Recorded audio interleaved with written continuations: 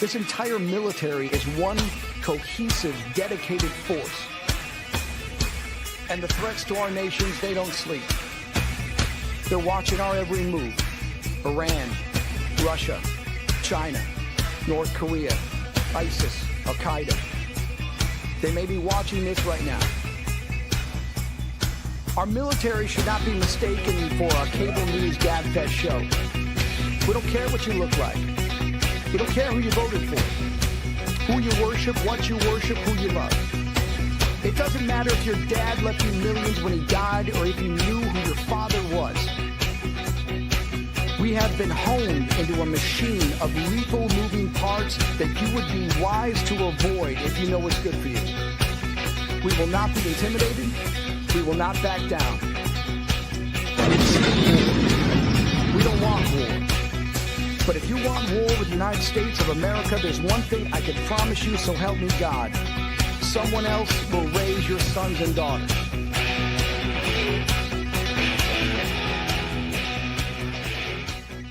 Military Broadcast Radio, the station that's giving veterans a voice. Find us on the web at mbradio.us.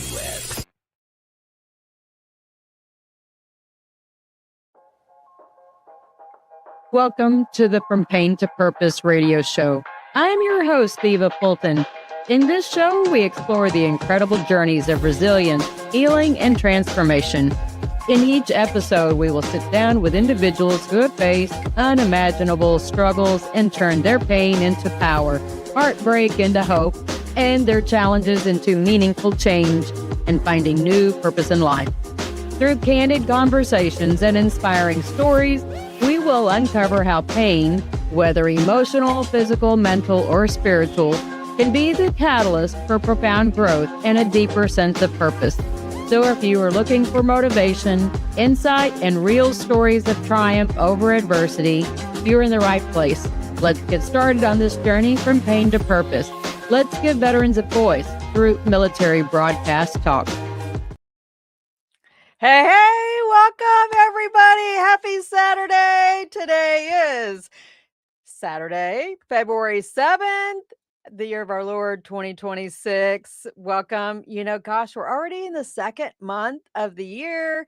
Hey, hint, guys, if you have a girlfriend, just remember, ladies, don't get mad at me, but Valentine's Day is every day. If you are special enough to have somebody, remember, that next Saturday is Valentine's Day. And, for people who don't know my story, that I don't have a significant other, right? I don't have a Mr. that I partner with life with. And both of my ex-husbands had passed away. And for those of you who do this journey on your own, feel free to reach out to somebody and, go, maybe it's just a friend date. It's okay. Go out, enjoy life, and don't sit at home twiddling your thumbs, right? Accountability side of things, I submitted chapter 3 to my chair, so I'm pretty excited. And I also sent in chapters 1, 2, 3 all together for my dissertation. So exciting news on that. I feel this momentum. It feels really good. And when you've got guests like I have coming up, man, I'm nowhere. I can't touch how much he's published. There's no competition. And when I want to grow up, I want to be like George. So without further ado, let me go ahead and introduce George. I got to pull up my notes. So George is a Marine, once a Marine, always a Marine. I know the deal, guys. I was Army, but I'll grant you guys, you're always the Marine. But he was a grunt in the infantry and a forest recon company. He was a scout dog handler and spent 13 months in Vietnam. Let's see. I know he's got at least 13 published books. We'll see if he can touch on all of those. He's got 2 PhDs or doctorates. I'm not sure which one. And he's going to law school. So Vietnam veteran, and I'm just is so excited. He's definitely worked on the pain to purpose side of things in life, but that's not all that he's done. He is the president and founder of the International Sharon Ryu Karate Kabuto Federation. He's the Grand Master George Alexander. So excited. He's the interview of the week. The interview of the week is brought to you by Jersey Mike's, a sub above. Hey, George. Hey, how are you? I should have added in there the intro that we've actually been scuba diving together That's with true. Deep Sea Valkyries in 2018. Yeah. You Mr. Master Diver, and that was my first dive trip ever. And you probably, I just know, y'all probably got so tired of me because I was this newbie on the boat. And, do you remember I was ready to go full G.I. Jane on that trip? I Right. was ready to shave all of my hair off because I kept getting all these little fuzzies and I had so much water leaking in my mask. Oh I no. was ready to shave it off. That's a problem. Well, that's one way to deal with that. I was, yeah, yep. Ask Drew. I But tell him. Yeah, you could ask him. I was ready to. Was we so did. frustrated. That was a good trip, though. That was a good trip, and it was Exactly. all veterans, which was kind of nice for us, and a great crew. That's for sure. It good. was definitely. Yeah. The food was amazing. Well, I sides couldn't were get over amazing. that. It was a small boat, 65-foot sailboat, cramped, Yeah. right? Yeah. And a young gal, she was like 23 or 4 or something. She cooked up some of the best meals ever. And I'm like, how is this even 5-star. possible? They were It was amazing. 5-star It meals. was amazing. Absolutely. Breakfast, lunch, and dinner was. Yeah. She even Incredible. has charcuterie boards out there for us. Yeah. Yep. Yeah. Anyway.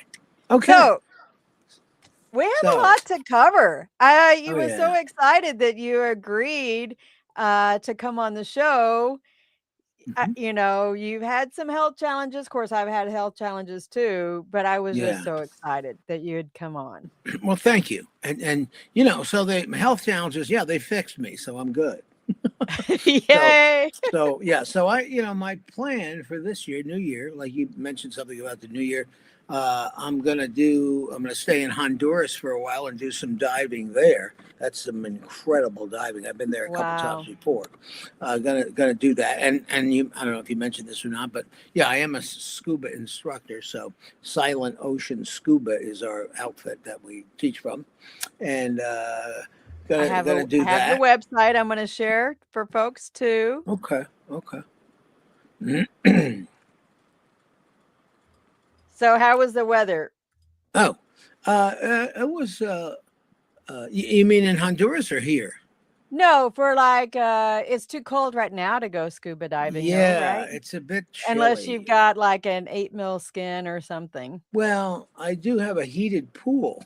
We could Oh, go there. okay. So I'm in Florida, in case people don't know. Yeah. I'm in Palm Coast, Florida, which is North Florida, just south of Jacksonville and just north of Daytona. And we had an unusual cold spell here for about a week. Very, very unusual.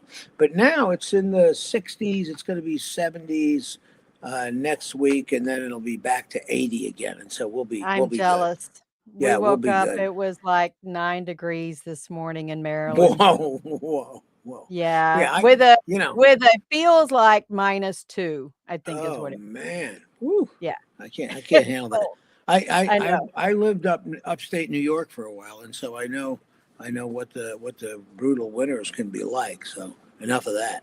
Anyway, so especially if you're a scuba diver. So anyway, what I can do is I can go over some of these publications maybe, and we'll talk about them. And then we have some other bullet points that we had discussed previously about. We did. How your journey after Vietnam, if you kind of had capped in a way. Yeah. The things that have helped you navigate. I'm just using the bullet points that we were talking about, that they have helped you navigate life in a way. Yeah. Well, Here's the thing. So my personal story is, I did 4 years in the Marine Corps, 4 glorious years. And the first 3 years were training, and I traveled all over the world and got to do that. It was wonderful. And you're a young guy and you're gung ho and all that sort of stuff. And then I did the last 13 months in Vietnam, which is that's a bit of an eye opener if you're in combat and all that kind of stuff. So and so the challenge is that when you come back from that, and I know a lot of guys that have come back from Iraq and Afghanistan, they face similar, if not the same, challenges. And so the civilian world is all of a sudden a lot different than what you are used to. Okay. And so you have to try to integrate or fit back into civilian life. That can be hard to do. My DD 214 said, and if you don't know what that is, that's a kind of a document that lists what your accomplishments were in your time in service. And it's one of the spaces there says equivalent civilian occupation, small arms technician. And I'm like, oh, that's great. How am I gonna get a job with that? Right. And so that's the thing. You're trying to integrate back in society, and you try to figure out where do you fit in. That's difficult for veterans. It really is. Right. And so you have to make some decisions. Do I go to college? Do I find a trade? Or I know I have to get a job so I can have income, so I can make a living, and all those kind of things. And so that's a struggle. And of course, and I'm not sure this is vastly different with the veterans that were not Vietnam veterans, but other veterans. Vietnam was kind of unique, I suppose, in that we had a real stigma with us. When we came back from Vietnam, it was, oh, you guys are drug addicts and baby killers and psycho drug addicts and all that. We had to fight that stigma. So that was a real problem. I think the media has tried to stigmatize the Iraqi and Afghanistan veterans as well. Really? I don't know why. I mean, I think that's my perception. I think that they have tried to stigmatize them, and because of there's the waterboarding stuff that had happened, and a lot of those kinds of things. Then the assumption is that that a lot of innocent people have been killed or tortured. Yeah, okay. And so I think that they have tried to stigmatize. Well, you know what? They had that Abu Ghraib incident. Now that you're exactly. Yeah, that didn't play well. Yeah, that wasn't good. Okay. So, so as veterans coming back, especially combat veterans coming back, there's some stigma there, and it's tough to fit back into society. And so you got to figure out how to overcome that. One of the problems there is you don't seem to have a lot of direction. So what I'm thinking, I've developed a little formula here, which is what we were talking about. And first thing is, I think you should find a mentor. Find somebody that you can look up to, or somebody that's accomplished, or somebody that you want to be like. And it's not Batman, okay? Sorry. I'm sorry. I had to throw that in there. Anyway. It's okay. We have fun. Yeah. Find a mentor. Find somebody. And that, it could be a parent or maybe not. It's somebody else, and you're like, wow, that is It could be a neighbor. It could be somebody you met at a veteran service organization, an event. There you go. So find a mentor, okay? And then the other thing is a support system. Because as we were talking before the show a little earlier about somebody who didn't really was somewhat isolated, and a lot of veterans become isolated or whatever. Yeah. So find a support system, and that could be family, it could be friends, or it could be the VA. You can go to the VA, and they have different groups that people can participate in, etc. And then there's veterans organizations. There's the VFW and the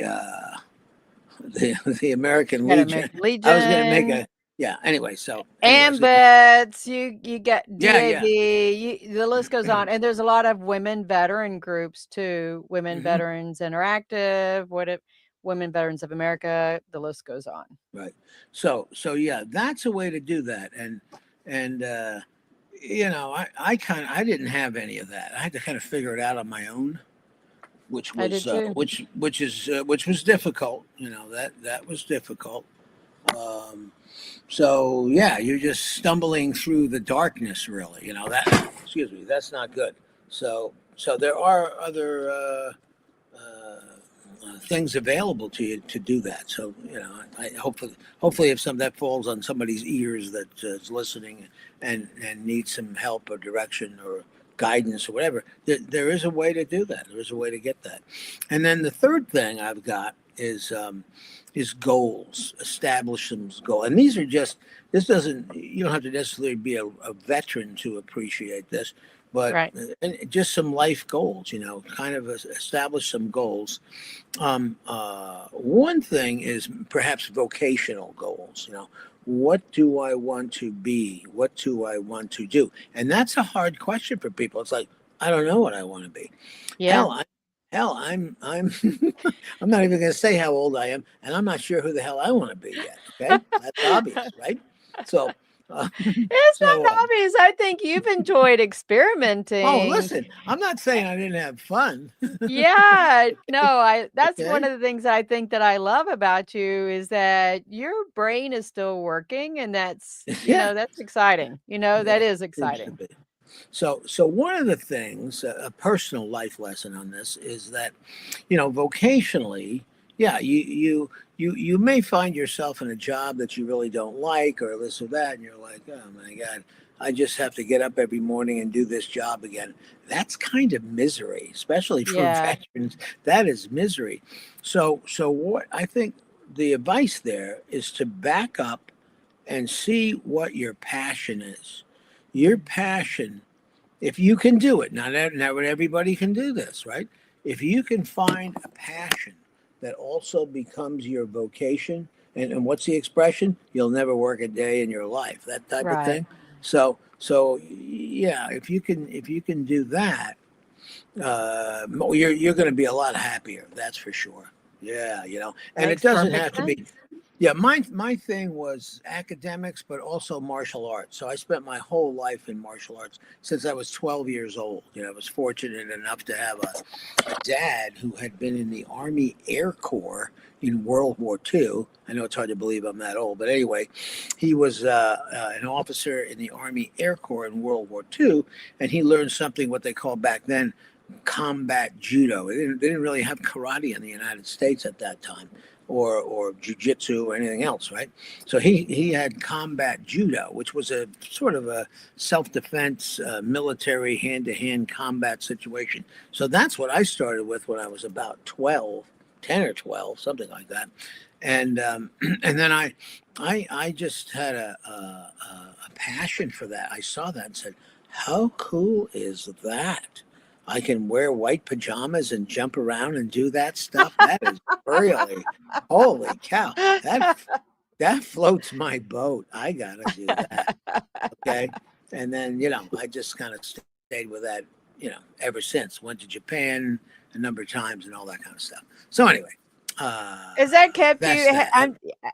Pardon to interrupt you, but is that kept you physically active that maybe where you might not have otherwise? Oh yeah, absolutely. So so some from the military experience, the stuff I was involved in, it was a lot of PT, a lot of physical exercise, running up and down mountains with a pack on your back and a rifle in your hand and all that stuff. And so once I got out of the military, the martial arts was really a continuation of that for me. Yeah. Still a lot of physical training. So anyway, And your video has frozen, by the way. Yeah, I see Okay. that. So Okay. I'll just I keep can still hear talking. you We'll see. fine. Yeah. Okay. All right, well, we'll keep going. I don't know why it's doing that. I don't know, That's whatever. all right. Welcome to the internet. Anyway, so Yeah, so following, following the passion, and so that was a passion. The martial arts was a passion. So, I've done pretty much everything I wanted to do in that, Did competition wise, learning wise, etc. did did the because of your experience in Vietnam, Mhm. did any PTS that you had, did the competition and being dedicated to that sport, did that help you? Oh. Um, yeah, I mean, I think I perhaps had a different mindset than other people that may have been just sheer sportsmen, let's say. Okay. I'll give you an example. Um, I spent 40 years doing kendo. Kendo is Japanese swordsmanship, and so Okay. you wear armor and you use a bamboo sword, and Okay. it is a full contact situation.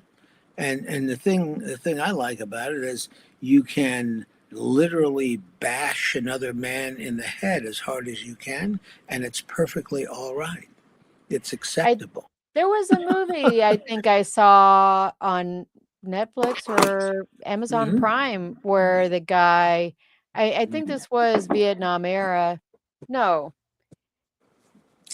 it's uh forget his name, actor, famous actor. Anyways, he was an American. I guess this was like in the 1800s. So, do you know which one I'm talking about? I'll have to figure it out. Absolutely not.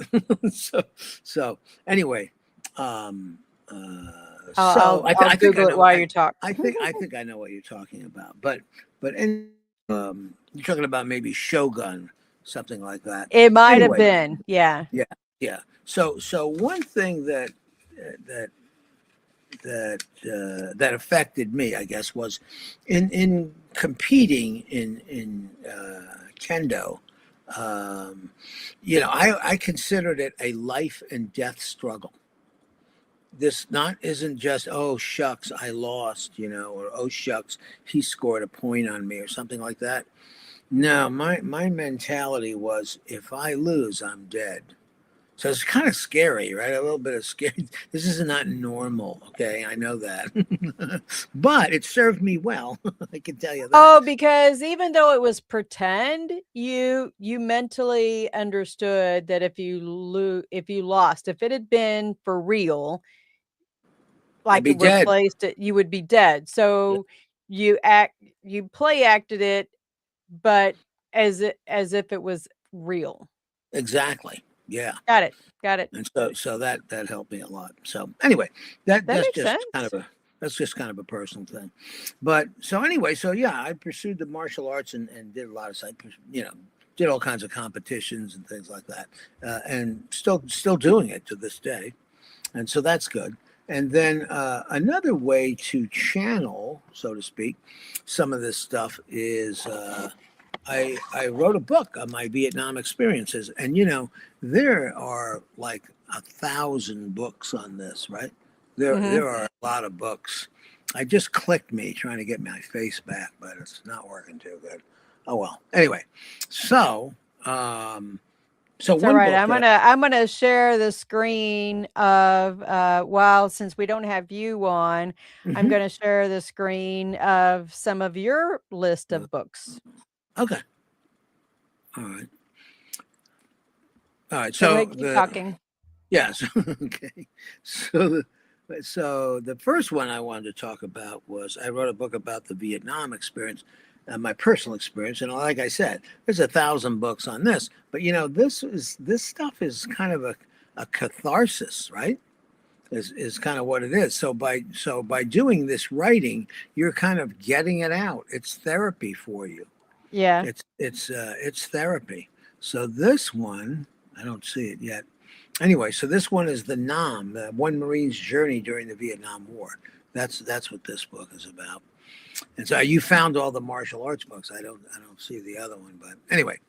Um, so Here we go. This one has a lot of your yeah, that's books. martial arts stuff. Yeah. Yeah. The other one's got like a green cover. I don't know why we don't see that. Okay. Anyway, so yeah, that talks about as a young kid. I had the same passion that I had for martial arts. Being kind of a wild kid at 17, I was like, whoa, I got to get out of here. I got to see the world. I got to, spread the oats or something or other. And so, so that was it. That was the Marine Corps. I saw that. I said, well, will that make me tough? And they said, oh yeah. I said, okay, that's for me. That's what I want to do. And so, anyway, so that's how the journey began, right? And then, so the book is about that story and culminates certainly in Vietnam. And let me just go over a little bit of it. It talks about the typical boot camp experience and all that. And like I said, there's 1,000 books with this, nothing really unique. And then it talks mostly. I don't know. I'm gonna take that back for you, George, because I think just because there are other people that have written something doesn't mean that they had the same perspective that you did on it. Well, okay. You know what I mean? I mean, because somebody else may identify with how you thought through whatever the moves were or whatever that I want to say the emotional or that spiritual side that you heard it at, that it's, that context might speak to somebody because that's how you felt going through it. Okay. All right. I see that.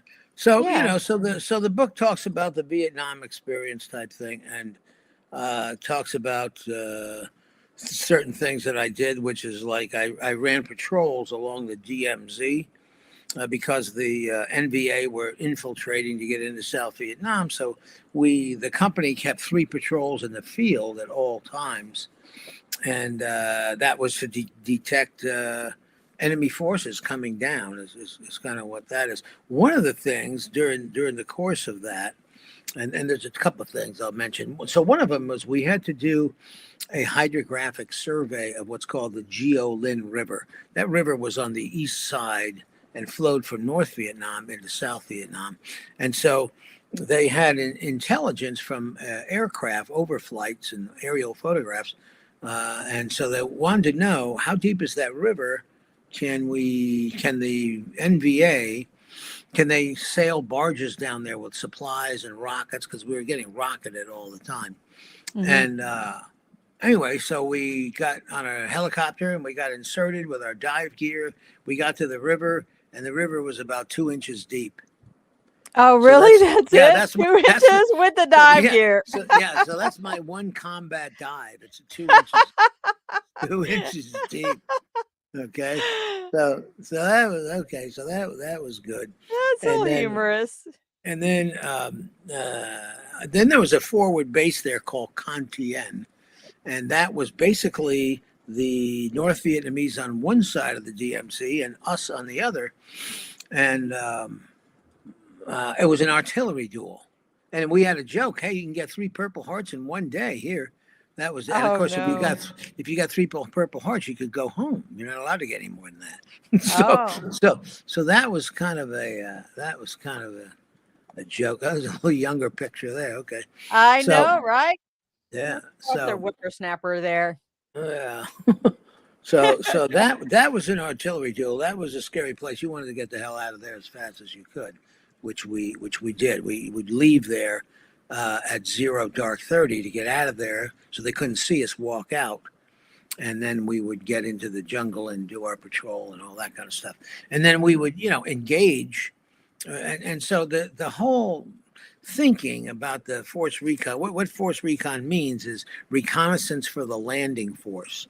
It's supposedly reconnaissance up to 100 miles in front of friendly enemy lines or whatever, whatever the battlefield is. This is some of your other books, isn't it? I'm sorry. Yeah, I think so. These are your nerdy books. Yeah. So anyway, so that was the mission. So the mission to be able to detect enemy forces, but not engage them, because what was called the table of organization, which meant that you just had, we usually, there was 4-man teams originally. And then, so then you would go out with 4-man team. Well, the problem with 4-man teams is that you can't put out enough firepower if you get surrounded to fight your way out. You're going to get overrun. You're going to get killed. So then they started putting 2 teams together, and they made 8-man teams with 1 Navy corpsman. And so that's how that kind of went down. And then, so what we would do is we would actually engage much larger enemy forces, all the way from a platoon size up to like a company size with only 8 people.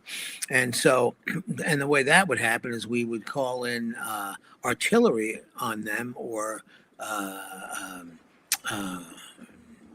not naval. You could call in naval gunfire, but that was rare.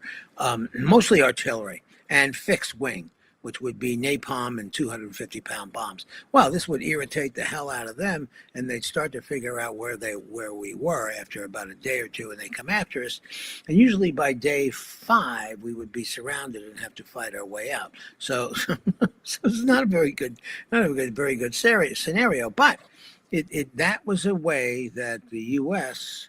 detected larger enemy forces coming through the DMZ, engaging them, and then wiping them out. And so that was the job. So that was highly dangerous. So that was the total mission. But that was, my point is, that wasn't the original mission. The original mission is stealth. They never knew you were there, and you spied on them, and you got the intelligence information back to headquarters or higher up, or whatever you want to call it. Right. And so, and we even had an acronym for that: SALUTE: size, activity, location, unit, time, and equipment. So I remember that. Oh, you remember that one? Okay. I do remember that. Okay. So that was the original. That was the original mission, but then that changed quickly. Why? Because I used to joke. I said, a private can call in $1 million worth of ordnance. Yeah. So between fixed wing with napalm, 250-pound bombs, and then naval gunfire even, or we had 105s, 155s, and the Marine Corps doesn't have a bigger artillery piece than that, but the Army does. 175, a huge artillery piece, and they fired for us for at least one patrol. But you have to be careful with that, because you can't get that thing in too close to you. Otherwise, you are part of you're part of the stuff flying through the air. So anyway, right. So that was a thing, and then I don't know. I did some other patrols, which may be of interest to people that want to read the book. And I did spend a little bit of time with the Korean Marines. That's a real experience. Holy cow. Those guys are brutal. Okay. And then I finished the book with thoughts on war. And this is basically a political commentary on how we got into the war, what was the purpose behind it, and a kind of a deeper understanding of what that war was about, that lasted for 20 years, cost 58,280, perhaps 85 by now, keeps going up a little at a time. Right. It's 58, but basically 58,000 lives. And to what end? The communists wound up taking over Vietnam anyway. But and then there's a lot more to the whole evolution of the politics involved and what happened with that country after the fact. It's actually kind of interesting, because it's sort of what was a lot of that when we were over there as young military guys, we had no clue. Semper Fi, do or die. Just do your duty, and this is it. We're out there. Hey, we're supposed to go kill those people. Okay, let's go. And so that's it. But so the idea of the bigger picture and the politics involved and what was going on, we actually really had no clue. Okay, and so, but what it was about was the containment of communism. The communists, they tried this in the Korean War. The North Korea invaded South Korea. That was the Korean War, and so. The history of this is that They were trying to wash, rinse, repeat practice. Well, it's the idea is, after World War II, there was 3 or 4 schisms. In other words, we had defeated the Axis powers, which was Germany and Japan, and sad to say, Italy. But anyway, they gave up rather quickly. So anyway, not many fighters there. No, more like lovers and chefs and Yep. pizza. But anyway, but as a result, we were like, okay, well, what do the Allies and then the Russians said, well, we've got them where we want them. What do we do now? They're defeated. What do we do? Well, the Chinese and the Russians said, well, we want a communist regime. And then the rest of us, the Allies, we said, no, we want a democratic regime. And I said, okay, tell you what, compromise. We'll split these countries in half. It'll be North Korea, which will be communist, and South Korea, which will be democratic. Okay. And then Hong Kong was kind of the same way. And then Germany, East and West Germany. We split those countries, all of those, in half. And then we had the Korean War, and North Korea says, I think we want to take over the South. That's what that was about. Then 10 years later or less, the North Vietnamese said, you know what, we'll do the same thing. We're going to take over the South. So that division, that artificial division thing, kind of didn't work, and it led us into 2 wars. Didn't work. So that was the real purpose. And the idea was with the Vietnam War is that, it's a domino effect. That was the terminology. It's a domino effect. And if one country falls in Southeast Asia, so will the rest of them. Cambodia, Laos, and maybe even Thailand. So, and isn't Malaysia still kind of out there in play too, isn't it? Yes. Yeah, absolutely. Yeah. So that's what the war was really about. So it was to stop the spread of communism. That's what it was about. Now, you could look at, and this is at the tail end of the book, you could look at it another way and say, well, did it work? Yes and no. It kind of worked for the long term, but the short term, no. Laos fell to communism, the Pathet Lao. And of course, Vietnam fell. April 15th, 1975. That was the end of the war. We were out of there. And the communists took over, and it was brutal, So, but now what's happened is those countries, or at least Vietnam, their economic system, not necessarily political, but economic system, has come around to the way of capitalism as opposed to communism.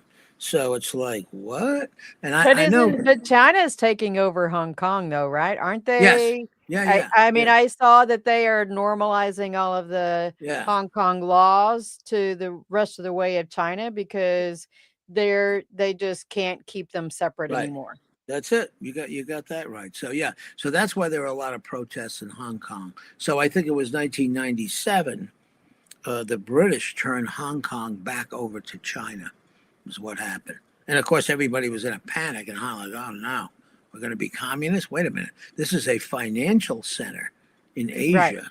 Holy cow, what's going to happen? Everybody was afraid for their jobs, their lives, and all that kind of stuff. So there were some protests and things, and I don't know where that's fell down or where that's arrived at this point. Don't know. But anyway, or how much of is it paid? George, what if, somebody's paying them to protest just like they've been protesting in different places in America? What if it's just they're paid protests? Wow. I wish I knew where I could get paid because I would protest. I don't think you would. I need a job, man. I don't know. I was going to say, I think they go to Craigslist, but. Yeah. That's something else. Anyway, so no, I don't think there's paid protesters. Who would pay them and what the hell for? There was some gal on the internet and said, hey, paid protest. I'm a protester. Let me know where I can get paid. I want to sign up for that. So yeah, that's a what a job. This is more contemporary political stuff in this country now, which is a whole nother can of worms. Holy cow. Yep. But anyway, so that's the gist of this book, and I'm so sorry you my screen died. I can't seem Sorry, to folks. Oh, well. We had this happen before the show, and he came back on, and the video was working. Wait a minute. Here's a button. Let me push it. Oh, there it is! Yay! Am I back? I can't. You see are. me. You're back.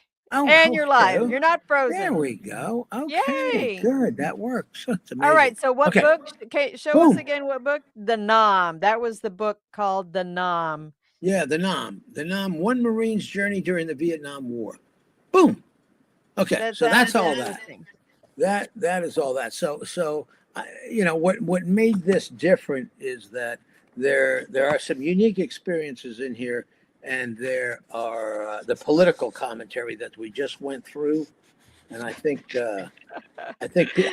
people would find it a little bit more interesting rather than the standard, what I call 1,000 different books on the Vietnam War. So anyway, so that's that. Let's do some other stuff. Shout out to Jose. So Jose is one of our co-hosts. He follows this show. He was a sergeant major in the Army. So he's thanking you for this information. Okay, thank you, Jose. Yeah. I think people would find this very interesting. I think they find that book really interesting. So yeah, it's on World Budokan, Amazon. You can find it. It's online. But you know, there may be a number of books called the Nam, but the subtitle is what makes it different. And then it's written by George W. Alexander. That's the guy. Yep. So anyway, we could talk about a couple of other things quickly. Well, let's talk about goals first. Support system is one thing. We're going to get back to that, but goals is another one for people to establish goals. And what I did in my quick little notes here is to break that down into financial goals and vocational goals. So what I'm advocating for people is to establish some financial health. I've written 3 books on this one. So one of them is personal money management, how to manage your own finances. And then another one is this book, Investing for Growth and Profit. Okay. Okay, so it's not that complicated. I'll break it down in a sentence or two. Watch this. First question, what's important? What's more important, time or money? The answer, time. Okay. So if you can invest and develop a little system of investing, and if anybody wants to know how to do this, contact me, and it's easy. Start your own portfolio, and you start investing, and then over time, if you're young enough, that's the key. If you're young enough, by the time you get 65, 70 years old, you can be financially independent. We'll use that terminology, right? And that's the goal. And you do it without the pain.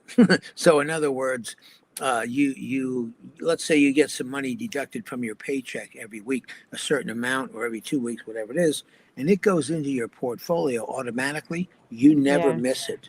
You never miss it, and then that will build up over time, and you'll have somewhat of a portfolio to manage, right? And so anyway, so that's enough of that stuff. So I actually wrote 3 books on that. One was the Investing for Growth and Profit, and the other one is Planning for Retirement, which kind of has some of that stuff in it too. I'm not too far away from that. Yeah, there you go. So couple of years. So then, my other passion, in addition to the martial arts, and you scrolled all through those, I've written like 13 martial art books or something. But I'm a history buff, so you can see I'm curious. It's like, what? Yeah. I need to know the story behind this. Why do we do what we do? What is this all about? Who invented it? Where did it come from? All these curious George questions, right? It's kind of like the 5 whys, and if we're not asking why enough, then we're repeating the same mistakes.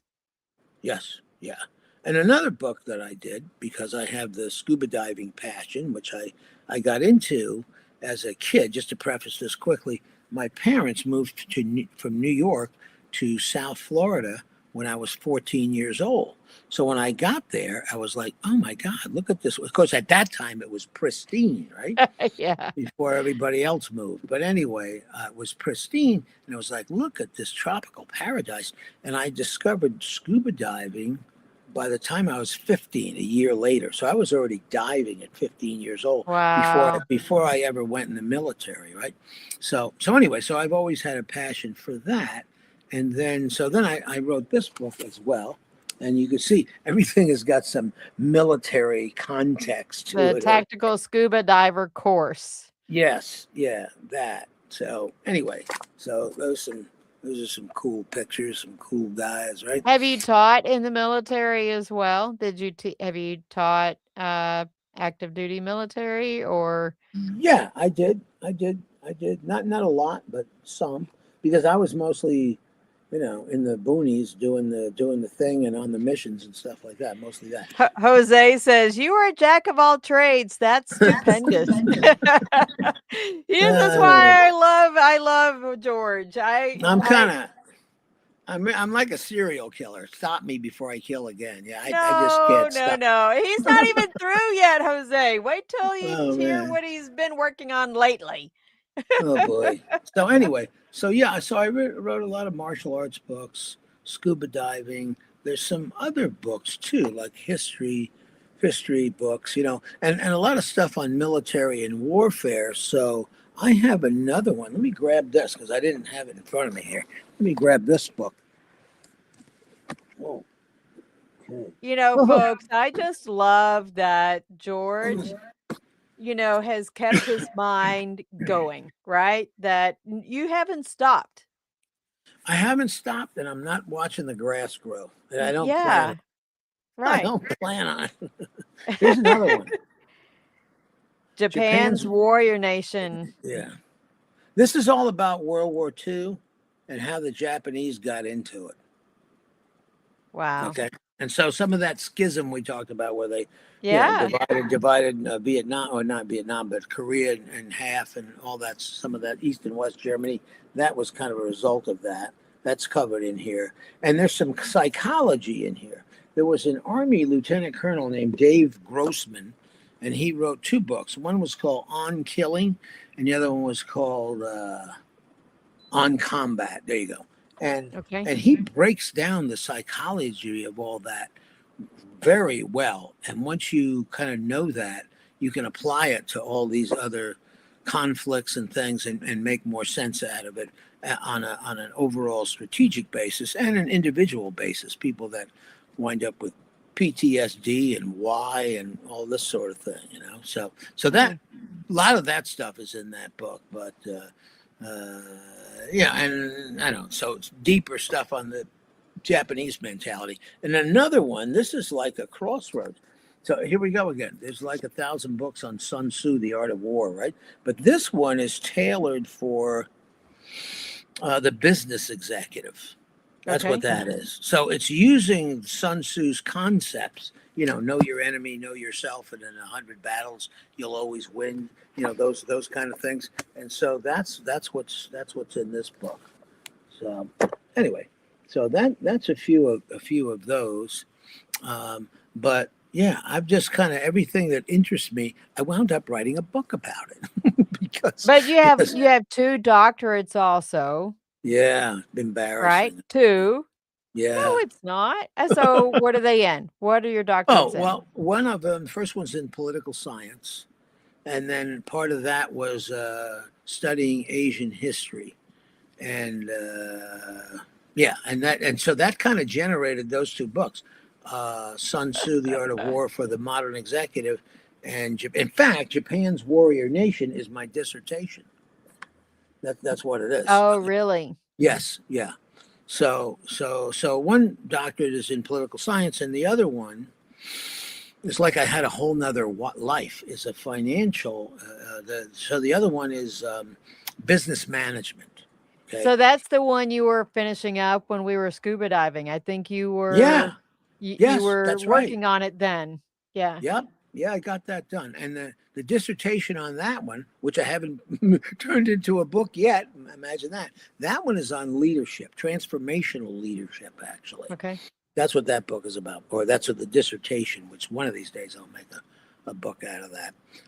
So, basically I've turned my life experience, I've recorded my life experiences is kind of what's happened there. And for me, that's that's therapy. That's a catharsis, to kind of get it out there. And I that, totally and that get it. helps. That helps, Okay. I've got 2 MBAs and I'm working on my PhD. So Okay. Yeah. I got you, right? Yeah. All right. Got it. You just keep going, you just keep going. So now I've gotten myself into law school. It's like, oh God, I had a professor when I worked on my MBA. I had a professor and he had a PhD, JD, MBA. And I went, holy cow, man, that's a lot of degree. And I'm competitive. Hello. Right? I'm looking at this guy. Yeah, a lot of professors, they had PhDs and MBAs. Yeah, so what? This guy has a law degree too. And his PhD was in accounting, which was like, okay, whatever. And so, but he had a law degree and an MBA. I'm like, did this guy go to college for 15 years? Yeah, probably. Sure. Okay. Now that we've both been doing it, yeah. Yeah. So I took that 1 year off between the second master's and then starting the PhD program. Yeah. Yeah. So that started gnawing at me. That's what happens. It just starts gnawing at me, man. And then I gotta go do it, right? But So, George, an idle mind is the devil's playground, right? yeah, I've heard that I one. mean, it's kept you going. It's kept you motivated, and you just haven't stopped. Yeah, well, apparently what I need the physical activity, but I also need the mental stuff. Yeah. Here's a great quote for you. Mental fitness and physical fitness go hand in hand. For sure.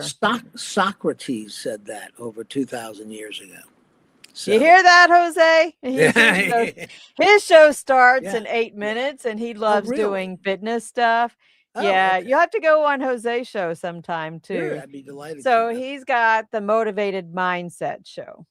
That's Got what it. his show Okay. is. Yeah. Okay. So anyway, so that's been my deal. Just motivated to do physical things, stay in shape, and all that, and then also the intellectual side in studying stuff. I'm just curious, George. It's like I just have to know where this came from. What's the history? What's the background? Who started it? All those questions that have to be answered. So that's the thing. And so anyway, so I'm in law school. I finished the first year already. So I think I can knock it out in another year and a half. But this is kind of be careful what you wish for, because it's a lot of work. It's a lot of reading and it's just a lot of, and you have to do case briefs. At every class has case briefs. So it's a lot of work. So what does it do? It interferes with your personal life. Okay. So that's because you are married, if I remember correctly. You're married. Yes. You have a couple of daughters, I think. I do. Wow, look at you. Yeah. I got 2 daughters. I do. Yeah. Yeah, they're They great. paid attention to you. Very We good. had some great conversations on deck, Yeah, absolutely. So anyway, so that's good. So I hope to finish that up, to finish the law degree up. Now I don't know what I'm going to do with that, because I do have a firm that does management consulting, basically. Just business analysis and all that kind of stuff. But whether I'll try to practice law or not, I'm not going to be. I'm not like 24 or 5 years old, and I'm going to work for a law firm and work 60 hours a week. That ain't happening. Okay, I'm not doing. Right. But I might do, like a little boutique, or just add it to my consulting business and say, okay, well, we do some estate work, estate planning and trusts, and I don't know, some contracts and some of that legal stuff where it ties into the the other business. I would think with as many books that you've had, published, you'd have to know something about, Well, I got to tell know. you, I had a whole nother business career that we didn't even talk about. What's that? Well, my undergraduate degree is in accounting. So I worked for a CPA firm for 8 years. And then I got out of that nightmare and then got into real estate and construction. And then wound up with my own construction company and my own real estate development company. I've done the construction thing. I've had a cleaning company and a construction company. Yeah. Yep. Mm-hmm. Wore the hard hat and everything. Yeah. So I'm kind of done with all that. I developed some 3 projects in Tennessee, actually. Developed 3 of those and some stuff in Florida. And, I don't know. So that was a whole. So what are you going to be when you grow up, George? Yeah, I don't know yet. I'm working on it. I can't figure it out. I keep trying things. I keep trying things in the hopes that I'll find something. But it sounds like it's probably not things that you don't like. You just enjoy trying new things. Yeah. I do. Yeah, that's what it is. So anyway, it's been fun. Still rocking and rolling. So we've got about 2 minutes. Okay. What's one question I should have asked that didn't ask? What is that one thing that somebody, man, I'd love to know that. Oh, about me. One question about me. Yeah. Oh. I wish this wasn't live because I got a lot of jokes too. Okay. So yeah, I can't say that. Okay. God, what motivates you? How about that? Yeah. That's the only thing. That's the only thing. And I just have an innate ambition, curiosity that I was born with. Yeah. That's just how it is. I don't know. I have no idea where the hell that came from. But it must be in the DNA. It must be. But if you don't have that, we could follow our little formula here, which is find a mentor, get a support system, and establish some goals. We could wrap it up with that. How about that? Yeah, that sounds good. Thank you so much for joining me. I really appreciate it. We connected on the boat. I love the generation. I like listening and talking to older people. I grew up next door to a World War II Navy vet. And that was, so I've just always enjoyed hearing things, from other perspectives. So thank you so much. Right. Well, you got to come, you got to do your diving. You got to come with me to Honduras in July. Oh man, that sounds amazing. That sounds amazing. Stay tuned. SilentOceanScuba.com. I posted the websites to reach out to George, everybody. So feel free to reach out to him. I do have some upcoming guests. Stephanie Ford is joining me on the 14th. Elaine Davidson is joining me on February 21st. I'm not sure who I have for the 28th yet. I might be on site. And March 7th, that following week, I think I'm doing a pre-record with somebody else earlier in the week. So I'll have a good weekend off and just enjoy working on my PhD myself. So we'll be nerdy, just doing the nerdy thing, George.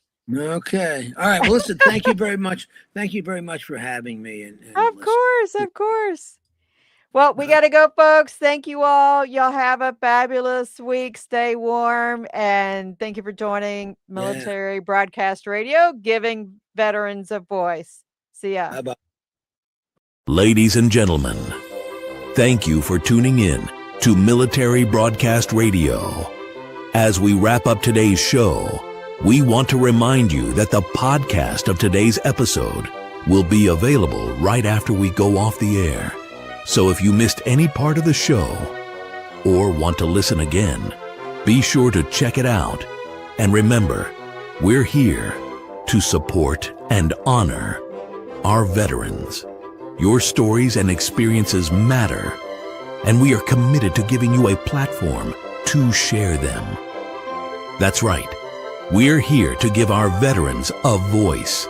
So don't forget to catch the podcast and stay connected with us, giving our veterans a voice.